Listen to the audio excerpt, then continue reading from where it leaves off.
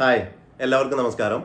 ഞാൻ Unnikrishnan, stock investor UK എന്ന എൻ്റെ യൂട്യൂബ് ചാനലിലേക്ക് എല്ലാവർക്കും ഹാർദവമായ സ്വാഗതം.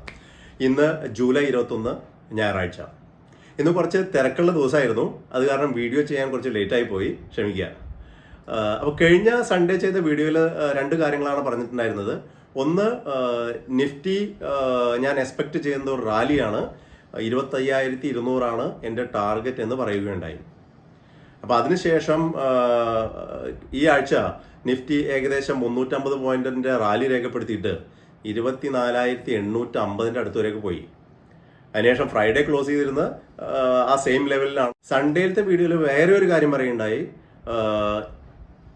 പല സ്റ്റോക്കുകളിലും നിങ്ങൾക്കൊരു 10 മുതൽ 15% കറക്ഷൻ എപ്പോൾ വേണമെങ്കിലും കിട്ടാം എന്ന് പറയുണ്ടായി. പറഞ്ഞ പോലെ തന്നെ എന്ത് സംഭവിച്ചു? പല സ്റ്റോക്കുകളിലും 10, 15, 20% കറക്ഷനാണ് ഈ ആഴ്ച മാത്രം തന്നിരിക്കുന്നത്. മിഡ് ക്യാപ് സ്മോൾ ക്യാപ്പിന്റെ കാര്യം നമ്മൾ പറയുന്നത്. ഇനി ഈ ഫ്രൈഡേയിലത്തെ മാത്രം കാര്യം എടുത്ത് നോക്കുകയാണെങ്കിൽ നിഫ്റ്റി വെറും 1.09% മാത്രമേ ഡൗൺ ആയിരുന്നുള്ളൂ. അതേസമയം മിഡ് ക്യാപ് 100 2.11% ഡൗൺ ആയിരുന്നു. നെക്സ്റ്റ് 50 2.41% ഡൗൺ ആയിരുന്നു. സ്മോൾ ക്യാപ് 100 2.29% ഡൗൺ ആയിരുന്നു.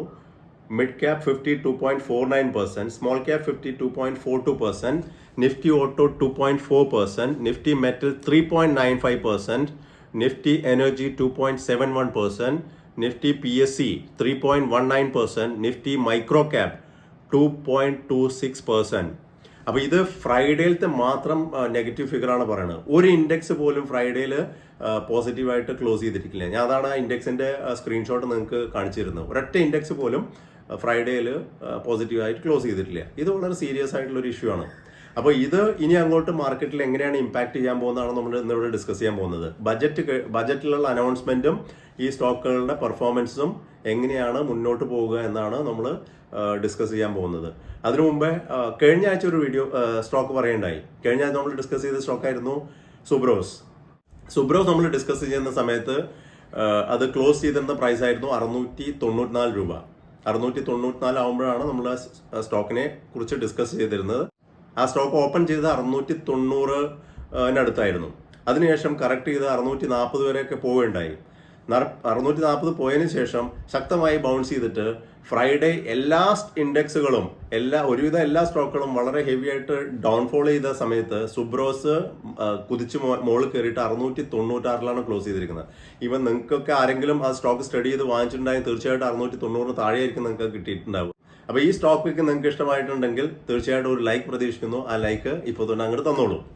അപ്പോൾ നമ്മളിന്ന് ഇവിടെ ഡിസ്കസ് ചെയ്യാൻ പോകുന്ന കാര്യങ്ങളാണ് ഈ ബജറ്റിന്റെ നമ്മുടെ എക്സ്പെക്ടേഷൻ. അപ്പോൾ എന്താണ് നമ്മൾ ബജറ്റിൽ നിന്ന് എക്സ്പെക്ട് ചെയ്യുന്നത്? 4 കാര്യങ്ങളാണ് പറഞ്ഞത്. ബജറ്റിൽ നിന്ന് ഞാൻ 4 തരത്തിലുള്ള എക്സ്പെക്ടേഷനാണ് ഞാൻ വെക്കുന്നത്. അതിനോടനുബന്ധിച്ചിട്ടുണ്ടാവുന്ന ഞാൻ എടുക്കാൻ പോകുന്ന ചില തീരുമാനങ്ങളാണ് ഇവിടെ പറയാൻ പോകുന്നത്. സുഹൃത്തുക്കളെ, ഇത് എൻ്റെ പേഴ്സണൽ വ്യൂ ആണ്. അതുകൊണ്ട് ഇത് ഒരു നിങ്ങളിതിൽ എൻ്റെ മാത്രം വ്യൂ ആണ്. അതിൽ കൂടുതൽ നിങ്ങളൊന്നും കരുതണ്ട. അപ്പം ഞാനിത് ബജറ്റിന് ചില റിപ്പോർട്ടുകളുടെ അടിസ്ഥാനത്തിൽ ബജറ്റിൽ നിന്നുള്ള എക്സ്പെക്ട് ചെയ്യുന്ന ചില കാര്യങ്ങൾ എന്തൊക്കെയാണ്. ആദ്യത്തെ എക്സ്പെക്ടേഷനാണ് നമ്മുടെ F&Oയിലുള്ള പ്രോഫിറ്റ് മൊത്തത്തിൽ ഒരു സ്പെക്കുലേറ്റീവ് ഇൻകം ആയിട്ട് കണക്കാക്കിയിട്ട് അത് 30% ഫ്ലാറ്റ് ആയിട്ടുള്ള ഇൻകം ടാക്സ് ചുമത്തുക എന്നുള്ളൊരു തീരുമാനം വരാം എന്നാണ് പലരും ചിലപ്പോൾ വരാം എന്നാണ് പലരും ചിന്തിക്കുന്നത്. അങ്ങനെ വരികയാണെങ്കിൽ അതിനോടൊപ്പം തന്നെ പ്രോഫിറ്റിൽ മാത്രം 30% നികുതി ചുമത്തുകയും ബാക്കി ലോസ് ചെയ്ത ട്രേഡ് ഇതിൽ അഡ്ജസ്റ്റ് ചെയ്യാതിരിക്കുകയും അതിന്റെ സെറ്റ് ഓഫ് ഇതിൽ ലഭിക്കാതിരിക്കുകയും പിന്നെ നമ്മളുടെ എക്സ്പെൻസസ് ഒന്നും ഇതിൽ ഉൾപ്പെടുത്താതിരിക്കുകയും ചെയ്യാം എന്ന ഒരു വ്യൂ ആണ് ആദ്യത്തെ വ്യൂ. ഇങ്ങനെ ഒരു തീരുമാനം ബജറ്റിൽ വന്നു കഴിഞ്ഞാൽ മാർക്കറ്റ് ഹെവി ആയിട്ട് ക്രാഷ് ചെയ്യും എന്നുള്ള കാര്യത്തിൽ ഒരു സംശയം എനിക്കില്ല. അപ്പൊ അങ്ങനെ ഒരു തീരുമാനം വന്നു കഴിഞ്ഞാൽ മാർക്കറ്റിൽ ഞാൻ ഒരു 5000 പോയിന്റിന്റെ ക്രാഷാണ് പ്രതീക്ഷിക്കുന്നത്. അങ്ങനെ ഒരു തീരുമാനം വന്നു കഴിഞ്ഞാൽ ആദ്യത്തെ ഡൗൺഫോളിൽ തന്നെ മാക്സിമം സ്റ്റോക്കൊക്കെ ആയിരിക്കും എൻ്റെ തീരുമാനം. അറ്റ്ലീസ്റ്റ് ഒരു 50% ഹോൾഡിങ്സ് ഞാൻ വിൽക്കും. 50% to 75% ഹോൾഡിംഗ് ഉടനെ തന്നെ വിൽക്കുകയായിരിക്കും ഞാൻ ചെയ്യുക. പിന്നെ അവിടുന്ന് മാർക്കറ്റ് റിക്കവർ ചെയ്യാൻ ഒരുപാട് സമയം പിടിക്കും. ഈ 4000-5000 പോയിന്റ് ഒക്കെ കറക്റ്റ് ചെയ്തതിനു ശേഷം മാർക്കറ്റ് അവിടുന്ന് റിക്കവർ തീർച്ചയായിട്ടും ചെയ്യും. പക്ഷെ ഒരുപാട് സമയം എടുത്തിട്ട് മാർക്കറ്റ് റിക്കവർ ചെയ്യുള്ളൂ. അപ്പോൾ ആദ്യത്തെ കറക്ഷനിനെ വിറ്റിട്ട് പിന്നെ ഒരുപാട് താഴെ പോകുമ്പോൾ അവിടുന്ന് വാങ്ങിച്ച് മുന്നോട്ട് പോകാം. ബജറ്റിൽ നിന്നുള്ള രണ്ടാമത്തെ ടൈപ്പ് എക്സ്പെക്ടേഷൻ എൻ്റെ എന്താ വെച്ചാൽ, സർക്കാർ ഒരു 30% ഇൻകം ടാക്സ് ഫ്ലാറ്റ് ആയിട്ട് FNO ട്രേഡിൽ കൊണ്ടുവരികയും അതിനോടൊപ്പം തന്നെ FNO ട്രേഡ് ബിസിനസ് ഇൻകം ആയിട്ട് കൺസിഡർ ചെയ്യുകയും പിന്നെ നമ്മളുടെ ലോസ് ഒക്കെ സെറ്റ് ഓഫ് ലഭിക്കുകയും അങ്ങനെയൊക്കെ ചെയ്യാനുള്ള ഒരു തീരുമാനം വന്നു കഴിഞ്ഞാൽ ഞാൻ എക്സ്പെക്ട് ചെയ്യുന്നത് നിഫ്റ്റിയിൽ ഏകദേശം ഒരു 1000 പോയിന്റ് കറക്ഷനാണ് ഞാൻ പ്രതീക്ഷിക്കുന്നത്. ഇത്തരമൊരു തീരുമാനം വരികയാണെങ്കിൽ തീർച്ചയായിട്ടും ഈ 1000 പോയിന്റ് കറക്ഷൻ, ഇതൊക്കെ ഒരു ഹൈപ്പോത്തറ്റിക്കൽ ഫിഗർ ആണ് കേട്ടോ, ഒരു അസംഷൻ ഫിഗേഴ്സ് ആണ്. അപ്പോൾ ആ കറക്ഷനിൽ തീർച്ചയായിട്ടും ഐ ബി എ ബയർ. ആ 1000 പോയിന്റ് കറക്ഷനിൽ ഞാൻ സ്റ്റോക്കുകൾ, എൻ്റെ ഫേവറേറ്റ് സ്റ്റോക്കുകൾ പിക്ക് ചെയ്യുന്നതായിരിക്കും. ഇത്തരമൊരു അനൗൺസ്മെന്റ് ഉണ്ടായാൽ അത് FNO ട്രേഡിനെയും വോള്യത്തെയൊക്കെ സാരമായി ബാധിക്കുമെങ്കിലും സ്റ്റോക്ക് മാർക്കറ്റിൽ, ക്യാഷ് മാർക്കറ്റിലുള്ള ഇൻവെസ്റ്റേഴ്സിന് വളരെ അത് പോസിറ്റീവായിട്ടാണ് ലോങ് റണ്ണിൽ ഉണ്ടാവാൻ പോവുക. അതുകൊണ്ട് തന്നെ സ്റ്റോക്ക് കറക്റ്റ് ചെയ്താൽ, മാർക്കറ്റ് നിഫ്റ്റി കറക്റ്റ് ചെയ്താലും അത് റിക്കവർ ചെയ്ത് ബാക്കിയുള്ള സ്റ്റോക്കുകളൊക്കെ നല്ല രീതിയിൽ പെർഫോം ചെയ്യാനുള്ള സാധ്യത കുറച്ച് മീഡിയം ടു ലോങ് ടേമിൽ കാണുന്നുണ്ട്. മൂന്നാമത്തെ കാറ്റഗറി എന്താണ്? ഒരു തണുപ്പൻ ബജറ്റ്. കാര്യമായിട്ടുള്ള അനൗൺസ്മെന്റുകളൊന്നും ഇല്ല, ചെറിയ ചെറിയ ടാക്സ് ചേഞ്ചസ് ഒക്കെ ഉണ്ട്, പ്രത്യേകിച്ചുള്ള ഗ്രോത്ത് ഓറിയന്റഡ് മെഷേഴ്സ് ഒന്നും ഇല്ല. കുറച്ച് എന്താ പറയുക, കൺസ്യൂമർ സെഗ്മെന്റിലുള്ള കുറച്ച് ബൂസ്റ്റിനും കുറച്ച് കാർഷിക രംഗത്തേക്കുള്ള കുറച്ച് ബൂസ്റ്റും അനൗൺസ്മെന്റ് അല്ലാതെ ഒരു തണുപ്പൻ, മൊത്തത്തിലൊരു തണുപ്പൻ ബജറ്റ്. ഇങ്ങനെ ഒരു ബജറ്റ് വന്നു കഴിഞ്ഞാൽ ഞാൻ എക്സ്പെക്ട് ചെയ്യുന്നത് നിഫ്റ്റിയിൽ ചെറിയൊരു 10-300 പോയിന്റ് ഒക്കെ നിഫ്റ്റി ചിലപ്പോൾ 200-300 പോയിന്റ് ഒക്കെ കറക്റ്റ് ചെയ്തേക്കാം. ഇതും ഒരു ബൈങ് ഓപ്പർച്യൂണിറ്റിയാണ്. ഇവിടുന്ന് അങ്ങോട്ട് നമ്മുടെ ടാർഗറ്റായ 25,500 നമ്മൾ പറഞ്ഞ 2-3 ആഴ്ചയ്ക്കുള്ളിൽ അച്ചീവ് ചെയ്യും. ഒരു തണുപ്പൻ ബജറ്റ് ആയാലും നമ്മൾ നെഗറ്റീവ് അല്ലാത്ത, വളരെ നെഗറ്റീവ് അല്ലാത്ത കാര്യങ്ങൾ ഒന്നും ഇല്ലാത്ത ഒരു തണുപ്പൻ ബജറ്റ് ആയാലും നിഫ്റ്റി ഞാൻ മുകളിലേക്ക്, മാർക്കറ്റ് ആസ് എ ഹോൾ ഞാൻ മുകളിലേക്കാണ് പോകുമെന്ന് പ്രതീക്ഷിക്കുന്നത്. അപ്പോൾ 25,500 ആയ നമ്മൾ മുമ്പ് പറഞ്ഞ ടാർഗറ്റ് എന്തായാലും എന്തായാലും എന്ന് പറയില്ലേ, മുമ്പ് പറഞ്ഞ ടാർഗറ്റ് മീറ്റ് ചെയ്യാനുള്ള സാധ്യത ഉണ്ട്. നിഫ്റ്റി അവിടുന്ന് അങ്ങോട്ട് മെല്ലെ ഗ്രാജുവലി ഒരു നിഫ്റ്റിയുടെ ബുൾ ഫേസ് കണ്ടിന്യൂ ചെയ്യും.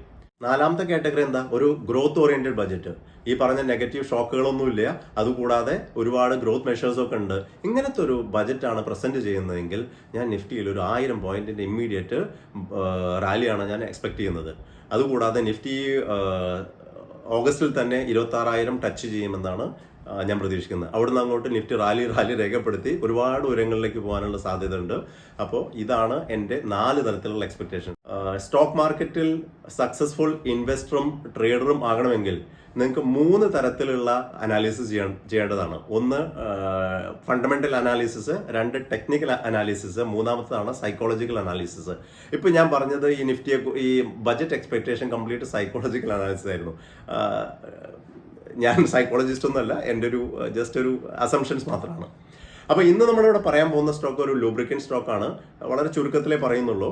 അപ്പോൾ ഒരു എല്ലാവർക്കും സുപരിചിതമായ സ്റ്റോക്കാണ്. അതിനെക്കുറിച്ചാണ് ഇന്ന് ഇവിടെ പറയാൻ പോകുന്നത്. കമ്പനിയുടെ പേരാണ് കാസ്ട്രോൾ ഇന്ത്യ ലിമിറ്റഡ്. ഈ സ്റ്റോക്ക് എന്തായാലും ഞാൻ മൺഡേ എന്തായാലും വാങ്ങിക്കാൻ പോകുന്നില്ല. ഈ സ്റ്റോക്ക് ഞാൻ വാങ്ങിക്കുക ബജറ്റ് അനൗൺസ്മെന്റ് ചെയ്തതിന് ശേഷമായിരിക്കും.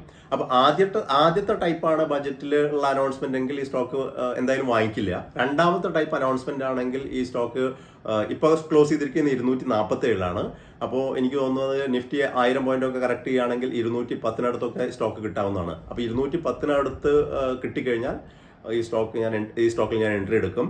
മൂന്നാമത്തെ കാറ്റഗറി ആണെങ്കിൽ നിഫ്റ്റി ഒരു ഫ്ലാറ്റ് ആയിട്ടുള്ള ബജറ്റാണ്, കാര്യമായിട്ട് അനൗൺസ്മെന്റ് ഒന്നും ഇല്ല. അപ്പോൾ നിഫ്റ്റിയിൽ ഞാൻ 10-200 പോയിന്റ് ഒക്കെയാണ് കറക്ഷൻ പ്രതീക്ഷിക്കുന്നുള്ളൂ. അപ്പോൾ നമുക്ക് ഈ സ്റ്റോക്ക് ഏകദേശം 230, ഒരു 10 രൂപയ്ക്ക് താഴെ 230-35 ലെവലിൽ നല്ലൊരു ബൈ ആയിട്ടാണ് ഞാൻ കണക്കാക്കുന്നത്. നാലാമത്തെ ടൈപ്പ് ആണെങ്കിൽ ഈ സ്റ്റോക്കിലും ഒരു റാലി കാണാം. അപ്പോൾ ഈ സ്റ്റോക്ക് ഈ കറന്റ് പ്രൈസിന് അടുത്തോ അതിൽ ഒരു 3-4% മുകളിലായാലും 255 ലെവലിലൊക്കെ വാങ്ങിച്ചാലും പ്രശ്നം ഉണ്ടാവാൻ സാധ്യതയില്ല. അപ്പോൾ അങ്ങനെയാണ് ഈ സ്റ്റോക്കിന്റെ പ്രൈസും ഇതിന്റെ ബൈയിങ് ലെവലും ഞാൻ ഉദ്ദേശിക്കുന്നത്. സുഹൃത്തുക്കളെ, ഇതൊരു സ്റ്റോക്ക് റെക്കമെൻഡേഷൻ അല്ല. ഞാനൊരു സെബി രജിസ്റ്റേർഡ് ആയിട്ടുള്ള സ്റ്റോക്ക് അനലിസ്റ്റുമല്ല. എന്റെ പോർട്ട്ഫോളിയോന് വേണ്ടി ഞാൻ അനലൈസ് ചെയ്ത ഒരു സ്റ്റോക്ക് മാത്രമാണ്. നിങ്ങൾ ഈ സ്റ്റോക്കിൽ ഇൻവെസ്റ്റ് ചെയ്യുന്നുണ്ടെങ്കിൽ തീർച്ചയായിട്ടും നിങ്ങൾ പഠിച്ചതിന് ശേഷം, അനലൈസ് ചെയ്തതിന് ശേഷം മാത്രം ഇൻവെസ്റ്റ് ചെയ്യുക. അതൊരു റെക്കമെൻഡേഷൻ ആയിട്ട് ഒരിക്കലും കാണരുത്. അപ്പോൾ കാസ്ട്രോൾ നിങ്ങൾക്ക് എല്ലാവർക്കും അറിയുന്ന പോലെ ഒരു ലീഡിംഗ് ലൂബ്രിക്കൻ മാനുഫാക്ചറിംഗ് കമ്പനിയാണ്. അവരുടെ ലൂബ്രിക്കൻസ്, ഓട്ടോമോട്ടീവ് ലൂബ്രിക്കൻസും ഇൻഡസ്ട്രിയൽ ലൂബ്രിക്കൻസും ഉണ്ടാക്കുന്ന ഒരു മാനുഫാക്ചർ ചെയ്യുന്ന ഒരു കമ്പനിയാണ് കാസ്ട്രോൾ. അപ്പോൾ Castrol India limited British petroleum, അതായത് BP PLC എന്ന ബ്രിട്ടീഷ് കമ്പനി പ്രൊമോട്ട് ചെയ്ത ഒരു സ്ഥാപനമാണ്. അവർക്ക് ഇതിൽ 51% സ്റ്റേക്ക് ഉണ്ട്. ഇന്ത്യയിൽ കമ്പനിക്ക് 50%-ലധികം മാർക്കറ്റ് ഷെയർ ഉണ്ട്. അതുകൂടാതെ EV ഫ്ലൂയിഡ് രംഗത്തും കമ്പനി മികച്ച പെർഫോമൻസ് ആണ് കാഴ്ചവെക്കുന്നത്.